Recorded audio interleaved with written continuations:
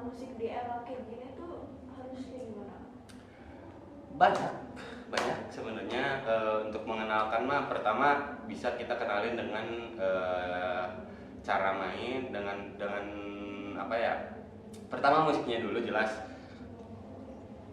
Agak bingung ya sebenarnya aku juga sama teman-teman di UKM ini teh buat kenalin seni tradisi yang benar-benar tradisinya mah agak susah, karena ya mungkin teman-teman juga sudah sering dengar atau sering lihat lah kesannya kalau misalnya tradisi yang terlalu tradisi banget tuh, yang buhun pisan lah ya, cek bahasa Sunda nama, kadang dianggap sebagai seperti terlalu unik, terlalu dianggap sebagai apa namanya, kayak mengundang hal-hal gaib, kuntilanak dan semacamnya. Padahal kan belum tentu hal gaib, kuntilanak suka lagu Ganggung Hidung ya. Siapa tahu tahu ininya sukanya apa madu dan garam apa ya. Itu sebenarnya mah. Nah, cuman akhirnya ya kita ambilnya konsepnya etnik yang tadi. Jadi kita ngambil Rumpa Kasai itu konsepnya etnik musik, jadi tradisional sama modern kita gabung supaya lagu-lagunya masih kita ambil lagu-lagu yang masih bisa banyak didengar. Kayak mungkin kalau misalnya teman-teman kemarin lihat di Pesanamu kan kita ngebawain lagu aku lupa judulnya apa, Perlahan Tenang kayak gitu-gitu.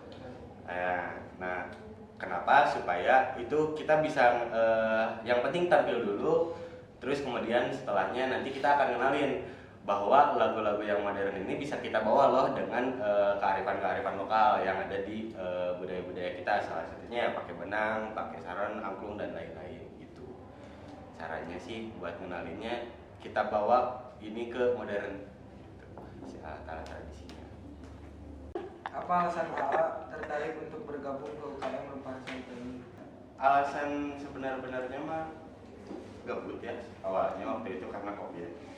Terus kita orang-orang gabut dan punya keinginan ini emang ada keinginan lah buat main musik, buat main dulunya memang alat-alat musik lebih yang tradisional banget kayak karinding, kacapi, suling dan semacamnya.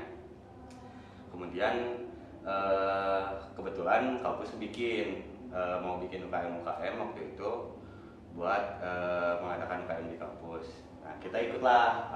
Aku termasuk orang yang pertama masuk di UKM Rumpa Kasai ini gitu. Karena menurut aku pertama memang ketertarikan pribadi, kedua memang kalau disebut ada misi anjay kayaknya ada keinginan lah ya untuk aku pengen seni budaya kita, seni Sunda terutama yang aku tahu bisa dikenal lebih dekat dengan masyarakat kampus, dengan mahasiswa. Itu sih lebih nyaman gitu. Kan Rumpaka tuh pasti udah banyak gitu ya, udah banyak ngambilin pertunjukan gitu. Alat musik yang paling sering dimainin atau paling susah tuh yang mana? Kalau paling sering atau paling susah? Dua-duanya deh, nggak apa-apa. Kalau paling sering ya ini ada bonang, ini satu-satu ya. Ini bonang terus ini yang bentuknya ada ininya kayak gini. Ini bonang.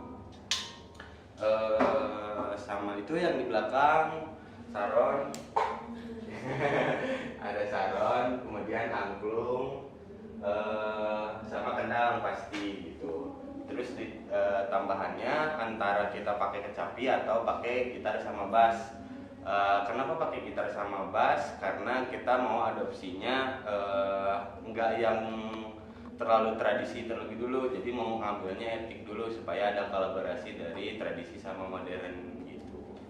Menurut A, dalam setiap pertunjukan UKM Rumpa Kasai, adakah ketertarikan kearifan lokal dengan semangat nasionalisme? Oh iya jelas ada, karena kita jelas tampil dengan menampilkan apa namanya kesenian, terutama kita main musiknya adalah musik-musik yang memang berlatar dari budaya itu sendiri, budaya yang mana sudah ada di Nusantara ini, di nasional di Indonesia sejak udah lama lah ya. Bisa dibilang dari sebelum jauh Candi Borobudur ada, keseniannya udah ada duluan gitu.